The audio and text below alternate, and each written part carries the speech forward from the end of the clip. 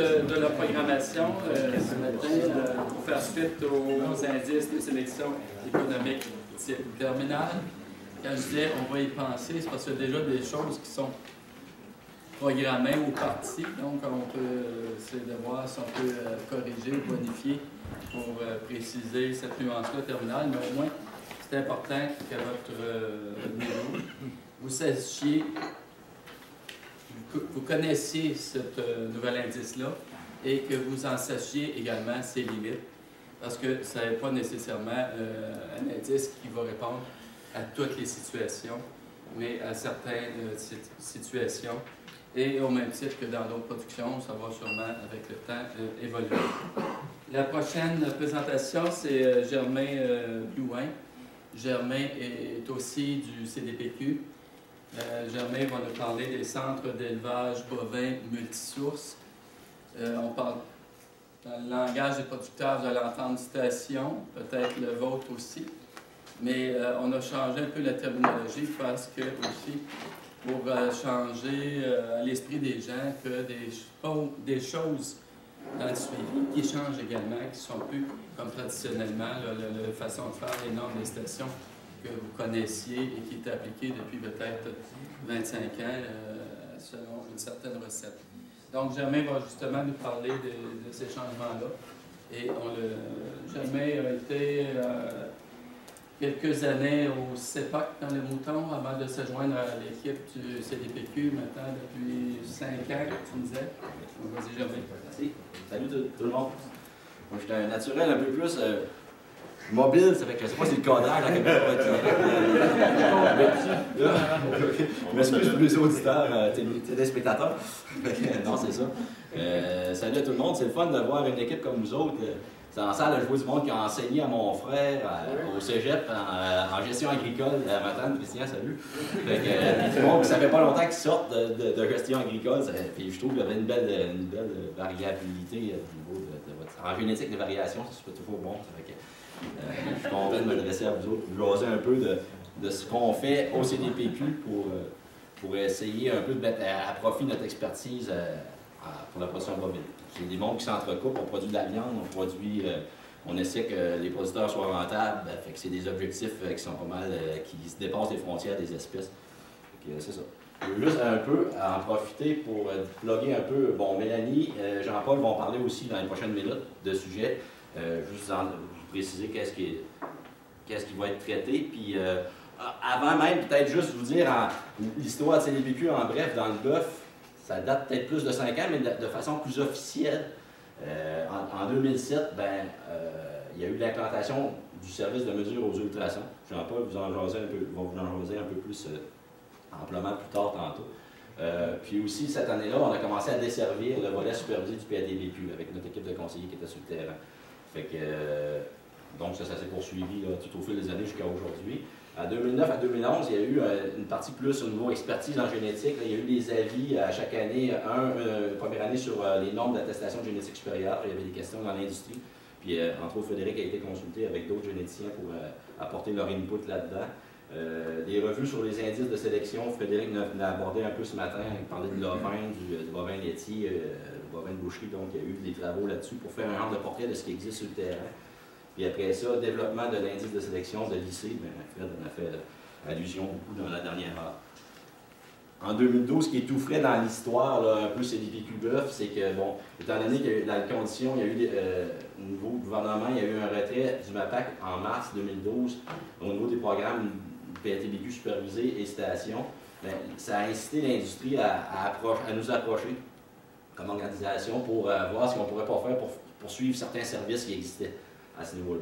Fait que de là, la relance du volet supervisé du PATVQ, il n'y a rien qui a été réinventé, c'est une poursuite avec quelques ajustements. Mélanie va vous en jaser un peu tantôt. Puis la relance de l'évaluation en station avec un beau nouveau nom. Pourquoi pas un nouveau nom, une nouvelle organisation qui coordonne, mais vous allez voir tantôt que c'est une continuité encore là, on ne réinvente pas là-haut. Donc, centre d'élevage bovin multisource. Puis, ce qui est un peu aussi nouveau en 2012, qui est un support accru financier de l'industrie. On parle du comité conjoint des races de boucherie, la Fédération des producteurs s'est alliée pour supporter financièrement ces interventions-là. pour garder un accès aux éleveurs et aux producteurs. Fait qu'en gros, je ne sais pas s'il y a d'autres choses à ajouter, les gens du CDPQ, un petit portrait rapide. Fait on va jaser de quoi? De CEB multisource, donc les stations, du PATVQ version supervisée, des mesures aux ultrasons, puis un peu comment ça coûte pour les clients de faire. On a appris ce matin qu'il y a certaines choses qui étaient gratuites, on n'était pas sûr. Mais non.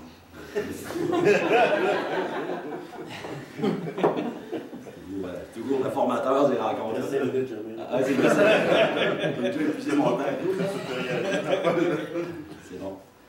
OK. La portion CEB, le centre d'élevage multisource. Ici, on voit Jean-Denis Morin, pour ceux qui le connaissent, la station de la Beauce, de Saint-Martin. Je pense que ça fait un bon bout de temps qui est un des piliers de cette organisation-là qui évalue la génétique, qui diffuse la génétique depuis, je pense, 15 ans. Mélanie, c'est autour de 15 ans. Donc, c'est ça. Avez-vous peur de mes mouvements? Non, mais je t'ai Ah, ouais, tu vois un peu les auditeurs. C'est bon.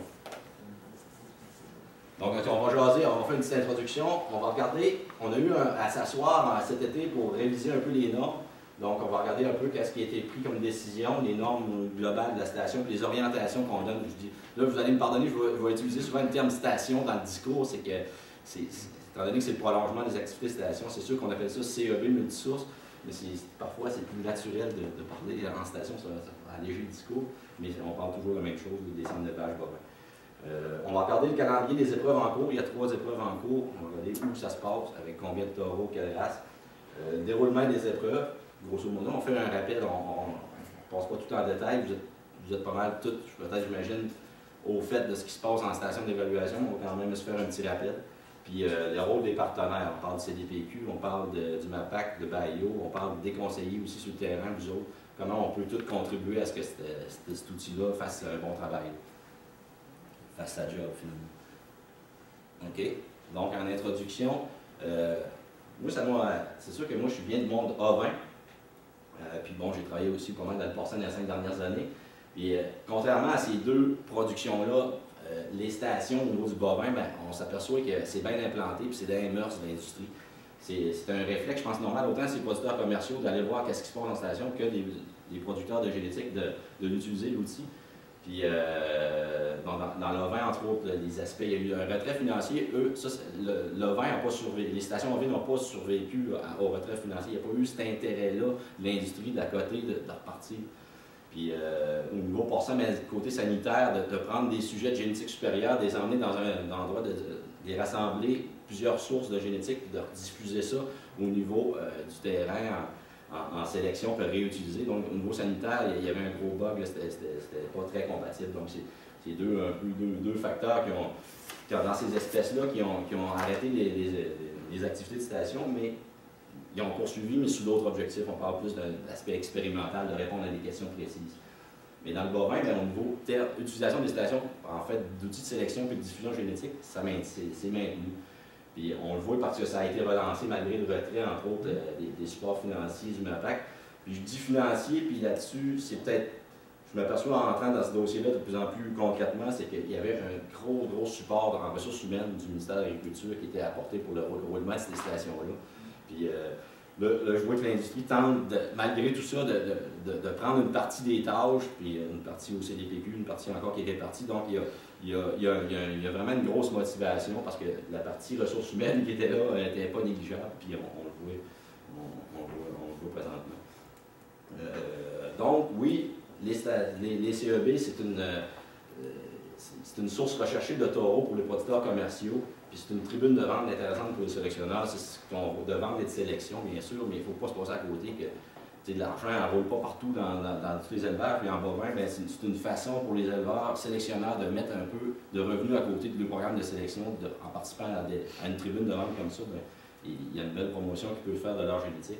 Donc, la prochaine slide, ça m'a fait quand même réfléchir un peu à l'impact un peu financier, un peu de ces évaluations-là annuelles. Si on regarde les statistiques, je pense que c'est Bernard qui a compilé des statistiques de même. Merci Bernard, c'était bien casé, les choses. C'est ça. Donc ici, c'est les prix moyens par race et par station des tests de l'année passée, 2011-2012. J'ai isolé dans la partie supérieure la portion d'une station, qui est la station Saint-Martin, où on a toutes les races évaluées. Exemple, ici, on a le nombre de sujets vendus en Chevrolet 32 l'année passée à la vente du 18 février. Puis ici en bas, c'est le grand total de toutes les stations confondues ensemble. Donc, il s'était vendu 224 sujets taureaux l'an dernier à des prix qui variaient de 1 500 $, à 11 750 $ par taureau, pour une moyenne de 2 891 $ par taureau. J'ai juste fait un petit calcul vraiment maths 104.